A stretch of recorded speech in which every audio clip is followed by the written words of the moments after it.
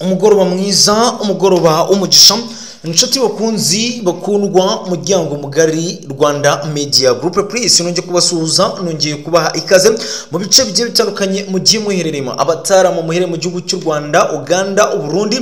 Reka nongere kubifuriza kugumya kugubwa neza. Abataramu muherereye Congo Brazzaville, EDC, Tanzania, reka nongere mbabwira ati habari za John, habari za masiku, ninabasalimia ndugu zetu kabisa. Abataramu muherereye Leta Zunze Ubumwe za Amerika ku mugabane w'Iburayi, reka nongere mbatere yambo. Ndagarutse rero muri uyu mugoroba, ngarutse narwiyambitse kugira ngo turebere hamwe ibikomeje kugenda bivugwa. Kamanyora tombe amasaha yo kuri uyu mugoroba wa tariki 28 z'ukwezi kwa gatandatu mu mwaka wa 2025, amwe makuru atugezeho muri uyu mugoroba wuje rwose ijoro, nuko icyitwa Kamanyora yamaze kuba tombe. Ingabo za Wazalendo bamaze kwinjira mu bice bya Kamanyora nkuko amakuru abitangaza. Ingabo za guverinoma y'u Burundi ngo zimaze mu gihe kitari gito mu butasi bukomeye cyane muri Kamanyora, ngo rero nuko aka gace kamaze kuba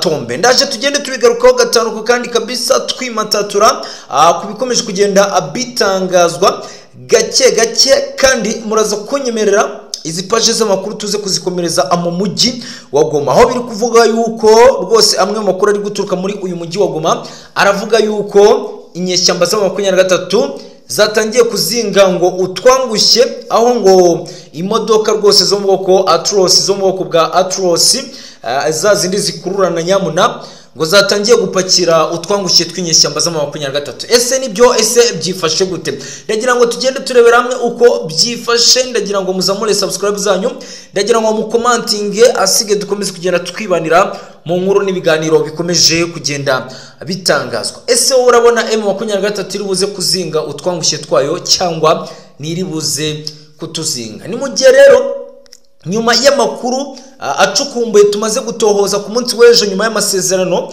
nyuma y'igihugu cy'u Rwanda na RDC bimaze gusinya amasezerano y'amahoro muri Leta Zunze Ubumwe za Amerika, White House, nuko nyuma y'aya masezerano aba bombi bari baserukiye ibi bihugu, harimo uwitwa Olivier Nduhungire wari wasohokeye igihugu cy'u Rwanda, ndetse na Therese Kayikwamba Wagner wari wasohokeye igihugu cya Repubulika Iharanira Demokarasi ya Kongo. Aba bombi baje kwicazwa ku ruhande na Donald Trump, perezida w'igihugu cya Leta Zunze Ubumwe za Amerika, agira ibyo abaganiriza ati Leta Zunze Ubumwe za Amerika nizemera guseba hejuru y'ibintu rwose ngo M23 ikomeje kugenda ikorera mu burasirazuba bwa RDC.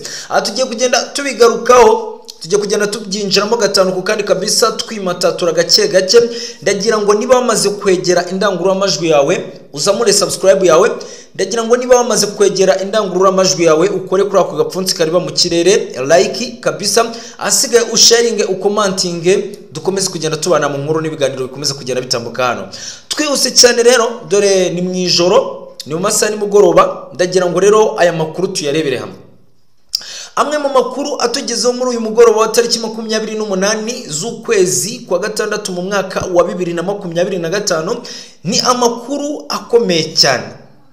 Amakuru atubwiye yuko mu gace kitwa Ruhwa ndetse n'agace kitwa Rukana muri Kamanyora, aka gace kamaze kuba tombe, aho ingabo za guverinoma y'u Burundi ndetse na Wazalendo VDP bamaze kwinjira muri iki gice. Ndabisubiramo, amwe makuru atugezeho muri uyu mugoroba wa tariki 28 z'ukwezi kwa gatandatu mu mwaka wa 2025, imwe mu nkuru ikomeye. Ingabo za guverinoma y'u Burundi, ingabo za Wazalendo VDP, nyuma y'ubutasi ngo zimaze iminsi zikora muri aka gace ka Kamanyora, aka gace M23 yashinzemo ibirindiro, nuko amakuru atugezeho agace kitwa Ruhwa ndetse n'agace kitwa Rukana hano muri Kamanyora kamaze kwinjiramo ingabo za guverinoma y'u Burundi ndetse na Wazalendo VDP, nkuko amakuru tuyahawe na zimwe mu mboni dufite hariya muri axe ya Kamanyora. Rero amwe makuru yatugezeho ngo habayeho gukozanyaho mu buryo bukomeye cyane hagati y'izi nyeshyamba za 23 zere muri aka gace ka Kamanyora ndetse n'ingabo za guverinoma y'u Burundi, aho amakuru aturukayo avuga yuko mu gace ka Ruhwa haje kugwa abasirikare b'inyeshyamba za 23 bagera kuri 26 mu gihe ku ruhande rw'ingabo za guverinoma y'u Burundi na Wazalendo VDP hamaze kugwa abasirikare bagera kuri 4. Aya namwe mu makuru atugezeho muri uyu mugoroba batavuga ati tutayararanya tutayabagezeho, namwe murare muyamenye uko byifashe. Ese byifashe gute? Ese Kamanyora nayo yaba igiye kuva mu biganza by'inyeshyamba za 23 nkuko Katana byagenze, Kabare byagenze, ndetse n'ibindi bice bigiye bitandukanye uko byagenze? Ese ingabo za guverinoma y'u Burundi ndetse na Wazalendo VDP baba babonye ko kano gace ka Kamanyora kari strategy kugira ngo babashe kwinjira muri Bukavu? Ni bimwe mu bikomeje kugenda bigarukaho rero muri aka gace ka Ruhwa ndetse na Rukana, nuko amakuru amaze kuba yatugeraho ingabo za guverinoma y'u Burundi FDNB ndetse na Wazalendo VDP bamaze kukinjiramo ku gihombo cy'inyeshyamba za 23 bivugwa yuko hamaze kugwa abagera kuri 26, mu gihe ku ruhande rw'ingabo za guverinoma y'u Burundi na Wazalendo VDP hamaze kugwa abagera kuri 4.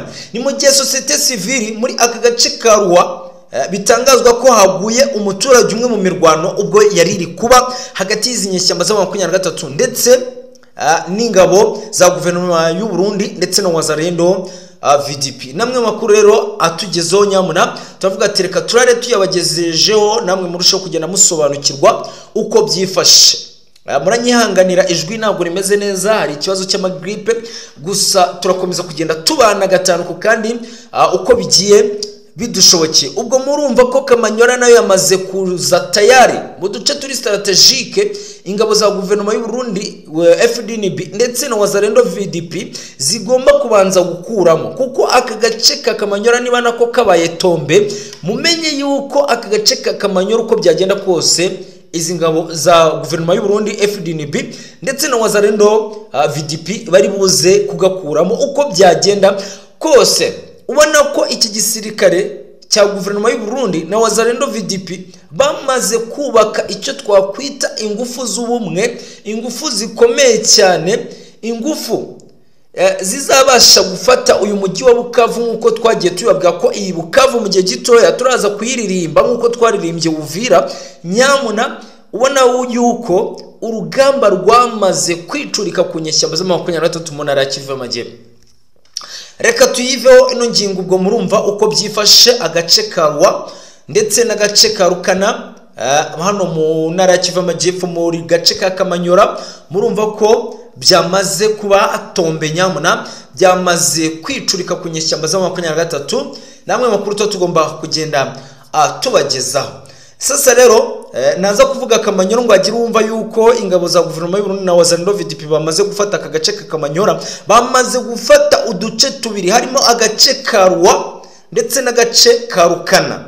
Utu ni uduce tubiri dore muri Kamanyora twamaze kwinjiramo izi ngabo za guverinoma y'u Burundi ndetse na Wazalendo VDP. Reka tunyarukire rero kuri amwe makuru akomeje kugenda atangazwa, amwe makuru yamaze kugenda aca ururondogoro ku mbuga nkoranyambaga nyamuna.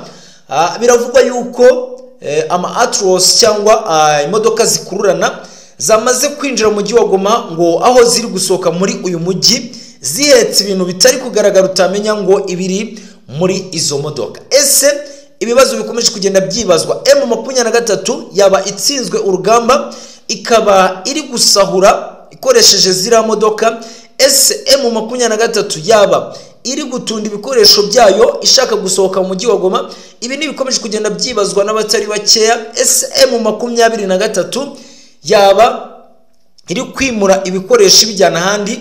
Ibi ni bikomeje kugenda byibazwa, natwe tukavuga ati reka tugende tubigarukaho uko byagenda kose. Ukuri kuraza kugenda kujya hanze ko ari ama Atros ari kugenda ava mu mujyi wa Goma ahetse ibintu bitari kugaragara. Nguko rero reka dusoreze ku nkuru ikomeye cyane nyuma y'amasezerano ku munsi w'ejo tariki 27 z'ukwezi kwa gatandatu mu mwaka wa 2025. Ni amasezerano yahuje igihugu cy'u Rwanda ndetse na RDC, amasezerano yitabiriwe n'abaminisitiri b'ababanye n'amahanga, harimo Minisitiri Olivier Nduhungire Jean Baptiste kabisa ku ruhande rw'igihugu cy'u Rwanda, ndetse na Minisitiri Therese Kayikwamba Wagina ku ruhande rwa guverinoma ya RDC.